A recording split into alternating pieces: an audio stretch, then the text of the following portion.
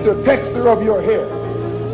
Who taught you to hate the color of your skin to such extent that you bleach to get like the white man? Who taught you to hate the shape of your nose and the shape of your lips? Who taught you to hate yourself from the top of your head to the soles of your feet? Who taught you to hate your own kind? Who taught you to hate the race that you belong to? Don't let anybody make you think that God chose America as his divine messianic force to be a sort of policeman of the whole world. God has a way of standing before the nations with judgment, and it seems that I can hear God saying to America, you are too arrogant. If you don't change your ways, I will rise up and break the backbone of your power, and I'll place it in the hands of a nation that doesn't even know my name. Be still and know that I'm God. Welcome again to Street Talk. My name is Ahmad Shakaraki, and on Street Talk we deal with political, social, and economics here in Michigan, the U.S., and abroad. Now, joining me tonight, Dennis Burnside, Charles Thomas, Paget Maynard. There's so much to cover, but one of the things that the little girl, 7 years old? 7 years old. Being shot, and I, for one, and I guess a lot of more people was thinking the guy looked totally different from the guy they had in jail. So yeah. So well, it was mistaken identity. The mother identified him as someone who looked like a white male, and she even went so far as to say she thought it was a hate crime. But the two men they arrested were black men, and the way the incident happened, they pulled up to the right of the minivan. Then they dropped back behind, and then they sped up to the left, and then they shot, wounding the mother and killing the little girl. I can understand how, in all that trauma, that a mistaken identity could be made, or a mistaken description could be made, and lead people to believe that it was something that it wasn't, which it was obviously a murder and a tragic situation, but it does not look like it was a hate crime. So, we're having so many people killed accidentally, and I know I listened to a Detroit radio station out of Detroit, and every once in a while somebody done got killed, but it wasn't the person supposed to be. I mean, what do you think? I mean, what do you think about, number one, all these people just loose with this gun and don't care? Well, I think, like we've always said, that crab in a barrel and feeling sorry for ourselves, no value that we have for ourselves, and we just somewhat being irresponsible. But I did like that black people stepped up, offered to pay the family for a funeral. Mm-hmm. I believe Shaquille O'Neal paid for it. Yeah, thing of that nature, which is a good thing. Mm-hmm. And I think I haven't never seen that done before. When that quick of response from the community. But we're doing it to ourselves. Yeah. Colonized people, irrespective of location, race, creed, or culture, always are violent towards one another. And there's no more oppressed colonized people in the world than African Americans living here in America. You see all this wondrous material wealth, mm-hmm. and you see all these great schools, and you see all these great things, and you can't avail yourself to them. And then you're living under oppression, and you're living in a system that doesn't allow you to achieve your human potential. and you're living among predators who don't have any other option. Yeah. So the violence is an expected outcome. It's nothing that surprises me. Yeah. That's why a lot of time when people say black on black crime, I object to, because it's not so much as black on black crime, it's oppressed on oppressed crime.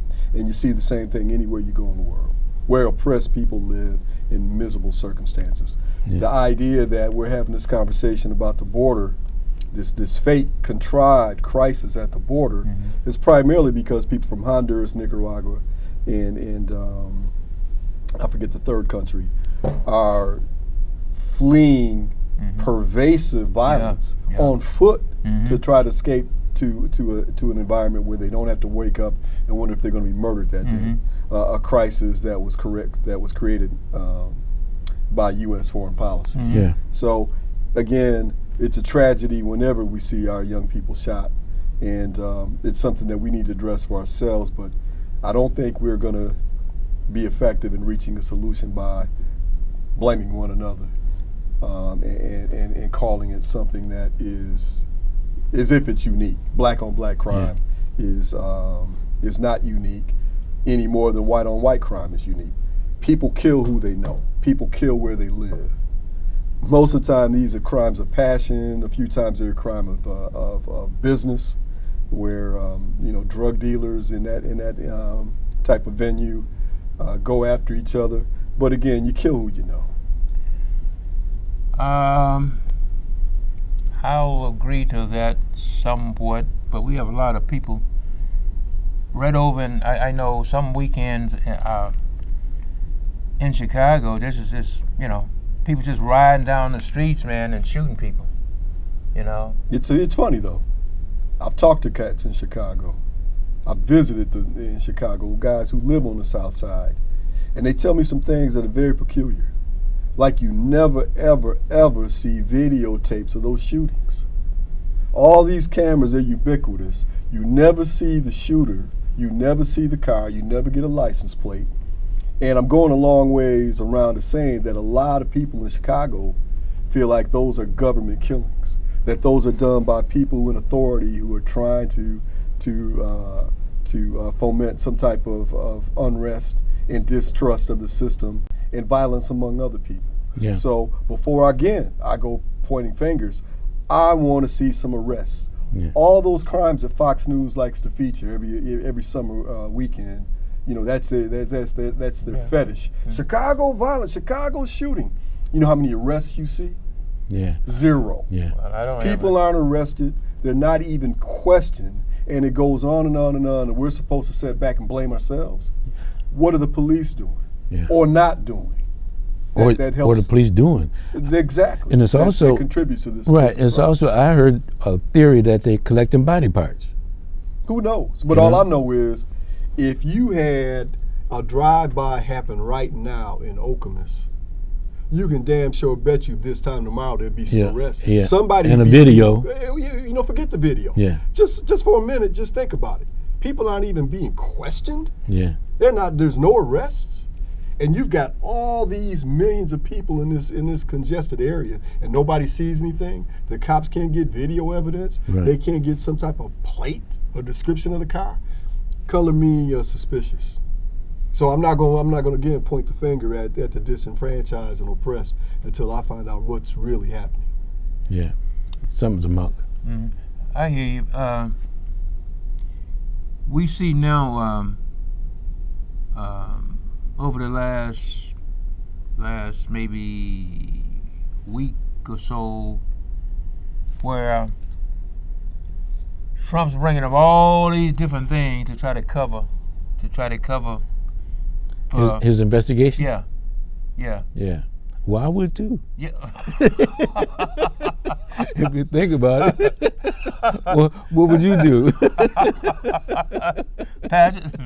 Paget, what do you say, Paget? I'd be lying my ass out, man.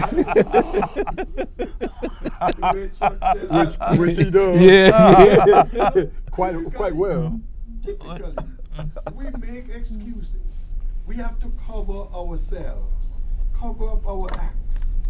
But this man has gone a thing too far, because the more he tries to cover up, is the more he's exposing himself. Yeah. The more he's contradicting himself, he's contradicting his people. Like a couple of days ago, they got out there talking about this issue at the border. We have a crisis at the southern border. Yeah. And so many hundreds of people or thousands of people, terrorists and whatnot. And Huckabee Sanders was on CNN? No, it wasn't. Not CNN. That old 60 Minutes? No, man. Trump station. 62. 47. Trump Fox. station. Fox. Fox. Fox. Anyhow, the interviewer literally caught her lying and pulled the truth to her. Yeah. Oh, well, by land, sea, and air. No. You see, you were saying all of these thousands at the border. Hundreds of them were there. Yeah. But no. He said, look, man, I read up on this. I checked it out. Talking about Mike Wallace's boy. Yeah. Yeah. And the burden, then most of the people are coming through by air. Mm-hmm. Yeah. All those suspected Right. Terrorists are known to have affiliation with terrorists. Right. Drugs. They and all come that. in. They come in through the airport. On the poor Mexican border. Mm-hmm. Why do you think Fox News all of a sudden is practicing journalism, at least in some areas? Yeah. Because there was a time last year maybe when Wallace would have just let that lie fly. Yeah. He wouldn't have he would not have vetted it or corrected it on air. It really surprised me. Yeah. You know, I noticed the last couple of times I just stopped and checked him out, and it's like he's you know, so you know. Bill's coming due, man. Yeah. He's trying to distance himself. Yeah, Bill's coming due. Yeah. There's a lot of people who are going to be implicated in this thing, including some people in the media. Yeah. Including some people, absolutely. Including some people in positions that are adjacent to the center power, but not directly at the center power, are going to be implicated in this thing. They're going to have to lawyer up, and they're going to have to answer questions that are uncomfortable, and perhaps have to put their hand on the Bible and testify. So I think that, you know, all the time of it's being funny that he lies, and he's obviously duplicitous, and he's obviously not telling the truth, but we'll pretend like we don't hear it. Those days are going away. And I think the people that you see that are adhering to Trump and still backing up the lie and coming up with their own versions of it, like your Sean Hannity's, are also implicated in the investigation. Yeah. Let's not forget, Sean Hannity was Michael Cohen's second or third customer. He only had 3 clients. Yeah. He only had 3. Yeah. He had my guy who was with the National Enquirer. Has a peculiar name. I'll think of it in a minute. I know who you're talking He had Agent Orange. Yeah. And he had Sean Hannity. Yeah. So of course Sean Hannity's going to ride it till the wheels fall off. But you see some of these other people, they're trying to distance themselves. Look, man, it's been fun and we made a lot of money, but my future's at stake. I can't go with you there, player. Yeah. The one thing I'm not breaking rocks for you. Yeah. The path to the future some of them might be afraid of is behind the walls. Yeah. Mm-hmm. And you know, talking about walls, if you don't mind me dropping it in it now, you see the change in tone about this wall for the southern border, and it's just a metaphor. It's not really a wall. The wall is a metaphor for doing something, doing the baloney. Yeah. You know, Paget, and I'll go back to his campaign.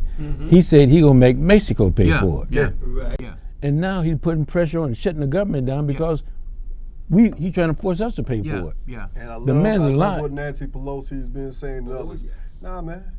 You said Mexico was going to Yeah. pay for it. Yeah. If you want some money, go see them. Yeah. Yeah. Not $1. Yeah. Not $1. Yeah. Not $1. And I really love what the Democrats are saying. No, we ain't gonna even talk about that. Yeah. You know, we ain't talking about putting no money. You know, not one dime. And he and this old what's the name? The thing is, it's so silly. Mexico is going to pay for this war. Yeah. Well, now the thing came out that this whole thing about the wall, it was to remind Trump, because he doesn't read, Right. to remind him to bring talk up about immigration. Yep. Mhm. So they come up with this wall Yeah. story. Yeah. And he found that when things are slack, the people not paying much attention and he not really getting through to them, he jumped up about the wall and they responded. Yeah. Oh yeah. Yeah. So that became the big thing. Now, this wall that Mexico is to pay for, Mexico said not one bit. Yeah. Yeah. Now he said, well, they'll pay for it just the same because with this new agreement we signed, that is baloney. Yeah. And then he come back, well, I want $5.6 billion to Yeah. get up the wall. That can't even begin digging the foundation Yeah. No. for all those many miles. No. Yeah. So we know the man, he's trying to find a way out. Yeah. Well, Well, yeah. I think his way out pageant, his attempt, is what we're going to see tomorrow night. They just announced this afternoon that Trump's going to make a major speech on the wall tomorrow night, Man. Tuesday night, which would be January the 8th. Mhm. And my opinion is the reason why he's making this announcement is he is looking for that out. And what he's going to do is he's going to declare an emergency, a national emergency, and they've got to build this wall, and it's going to go to court. And the court system going to say, kick rocks, you can't do this. And then he'll be able to say, well, I tried. It was the courts. It was a Yeah. liberal court. Yeah, a Democrat. Yeah, Democrat. He's appointed by Hillary and John Kennedy and Yeah. Harry Yeah, Truman. yeah. Yeah. And other than that, I'd have did it. I'd Yeah, have built the yeah, wall. yeah. And his gullible, ignorant, stupid, brainwashed masses, that 39% he has, Yeah. you know, that 80% of the Republican Party Yeah. would say, yeah, Yeah. he was going to do it. Yeah. Yeah. He's my man. Yeah. Yeah. So I think that's his out. Yeah. I really do. And that will end the shutout. That will end the government shutdown. Shutdown. But we're talking probably weeks from now. Yeah. Yeah. Well, Yeah. the man is willing to have it shut down for a year or more. Yeah. And You you know. see, the stupidity is Mitch McConnell. He is not going to do anything. He's not going to put anything on the floor. They had a bill passed unanimously Mhm. in the Senate. Yeah. The Republicans were 100% behind it.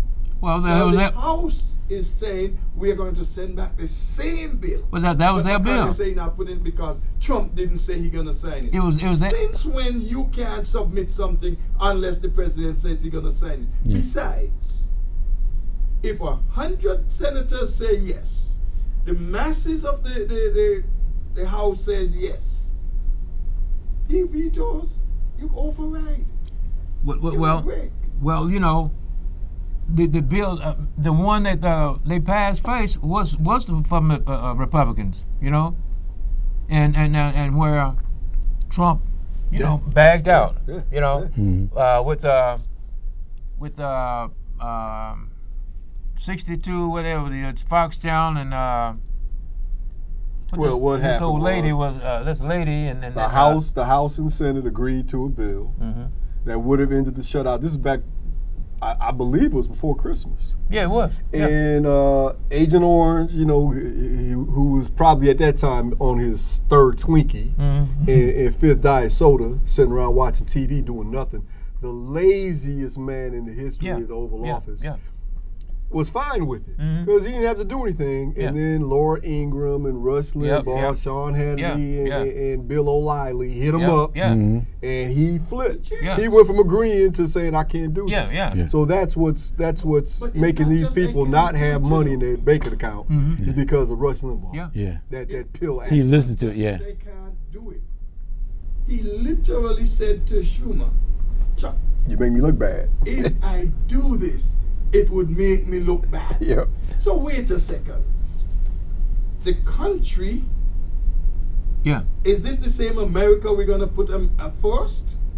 Well, Or is it Donald Trump who is first Yeah. and anything else after? Yeah. well, that's what he think. He think he boss everything, you know, and if anything gonna make him look silly, like he already is silly, Yeah. he can't go for it. It's like, you Yeah. know, it just Yeah. really, man. Yeah, the man is not qualified for that position. And he shows that every day. he said that these people that he got on furlough is supporting him. Yeah. And they interviewed a couple of folks, and they said they ain't furlough. They want some.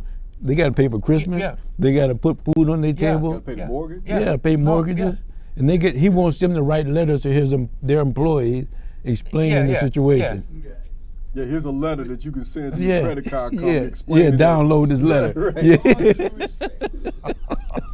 Any right-thinking woman out there listening this, if your husband comes home and said to you, we agree with Trump that we can't get a paycheck. We agree with Trump that I can't feed my family. We agree with Trump that I can't send my kids to school. And this kind of thing, they should chase him out the house. Oh yeah. He has no place in that home anymore. A black woman ain't gonna do it. No. I don't know about anybody else, No. but I can't tell you. No. You know. Any Speaking from experience. Yeah. And they talked to a guy. They talked to a couple of people in the last 3 or 4 days, last 5 or 6 days that voted for Trump. Yeah. You know, I said, well, hey, you know. Yeah. The rubber meet the rubber meet the road. That reminds me, back when a few generations before us, well, some of us anyway, they used to have a test to prevent African American from voting, and how do you spell Ticonderoga, or what's the capital of Lisbon? Something real crazy. Yeah. And people couldn't pass this test, and they wouldn't be able to vote. However, my thinking on this has kind of evolved, and I think that we should have some type of minimum civic evaluation level of understanding before you are allowed to vote. Now, I'm not saying that you should be prevented from voting. I'm just saying that a lot of these people who vote for right wingers to their direct economic and social benefit ought to be able to answer just a few basic questions about the Constitution, about how economics work, and what the track record is of this party that you love so much has been over the years. Since Ronald Reagan, you've seen your real wages diminish. You've seen your job prospects diminish. You've seen absolutely no investment in your schools whatsoever. You've seen your roads degrade. You've seen the economy around you shift from one that was based on the middle class to the wealthy. Yeah. Why do you keep voting for these people? If you can't give me a good explanation, you don't get to vote. Well, how could you ask these people questions about the Constitution when the president himself knows nothing about the Constitution? Well, and that's the problem. When you got somebody, you finally have somebody, and I forget the quote. There was a prominent politician back in the early 20th century. He said, "We will lose our democracy when we have somebody elected who is just as stupid as the people who vote for him." And that's what we've had. Yeah, and Now, that's he what we wasn't got. legitimately elected, but I'm telling you, IQ for IQ, Wait a second. historical talking ability, about the they're Donald? the same. Are we talking about the Donald, the Twitler, Agent the Orange, man who Benedict knows more Donald. than everybody else? Amen. Who is the only person who could fix the situation? Knows more than the generals. Yeah, we're talking about that for. but one of the things is that as long as these people who vote Republican and who voted for Trump, especially these people who voted for Trump, and I'll say most of the people who vote Republican, and we got a lot of people who vote Republican is not as stupid as the other one, but the thing is here in this country, as long as they feel like that they know more than people of color, so that's what they're gonna do, because I told you, man, way back when we was living in the South, man, it's like, hey, people would actually, these people running for the different office, they'd go around and say, well, I'm gonna help y'all. I'm gonna help y'all, everybody. They both want to help, say gonna help y'all. So as long as these people right now, we've got these people out here voting everything Trump do. Yeah. You know, they plain stupid. You know, they are stupid. But at the same time, they think they know more than we do. Yeah. Or just hate that much. Yeah. Yeah, Racism. that's what it is, racism. Yeah. You know? Yeah. So, you know. And I don't see it ever going away. No, it's not. You know? And that goes back to me, that white privilege. Mm-hmm. Yeah. They don't care what they do, but you ain't gonna get nobody else up in that White House that ain't white. Right. And that's the bottom line. They don't care what they got to do. Yeah. If I gotta go to Russia, yeah. If I don't care what I got to do, I'm gonna do it. Yeah. If I got to change the boundaries, the zones, or whatever it is, to keep another. They don't want nobody up in got there. a guy right now from Texas. He was in the Obama administration. He's gonna announce. But it's like he's Hispanic, man. It's like as many Hispanics are coming to this country and all of this. I still, it's like I don't think he'll. Man, it's a matter of education, and it's a matter of economic affluency. If you look at a map of the United States and you look where it's red, it's predominantly the majority of the United States because there's no people there, and the people who do live there are poorly educated and low income. And they're the ones who get their news from Fox News. If you go to any center, I don't care what part of the country, Atlanta, Austin, Texas, Dallas, Baton Rouge, Miami, you see blue oases. And it tells you something. It doesn't matter if they're white, black, or brown. It matters what they know. And if they get the information from reputable sources like the New York Times, The Guardian, Der Spiegel, the Washington Post, LA Times, Chicago Tribune, et cetera, they tend to make wise decisions. And a wise decision is not voting for a clown like Donald Trump. But the people who don't trust the news because they've been told not to trust the news and don't read it anyway, they listen to Bill O'Reilly and Sean Hannity. They say, that's my guy. And plus, on top of that, he's as racist like me. So, it's not that hard to figure out why they just like this. He's just echoing my sentiment. Just like this black guy, what's his name? Rick James down there in Detroit? Rick James? Yeah. That was running for mayor, John James. John James. Because he was so patriotic, white folks got behind him. Oh, yeah. But he wasn't nothing but a puppet. But they they didn't care. But the guy run for Senate, right? He was running against the lady who won the governor. But and they pretended they for him. Man, they didn't care nothing about him. No. That's about it for tonight. Who taught you to hate the texture of your hair? Who taught you to hate the color of your skin to such extent that you bleach to get like the white man? Who taught you to hate the shape of your nose and the shape of your lips? Who taught you to hate yourself from the top of your head to the soles of your feet? Who taught you to hate your own kind? Who taught you to hate the race that you belong to? Don't let anybody make you think that God chose America as his divine messianic force to be a sort of policeman of the whole world. God has a way of standing before the nations with judgment, and it seems that I can hear God saying to America, you are too arrogant. If you don't change your ways, I will rise up and break the backbone of your power, and I'll place it in the hands of a nation that doesn't even know my name. Be still and know that I'm God.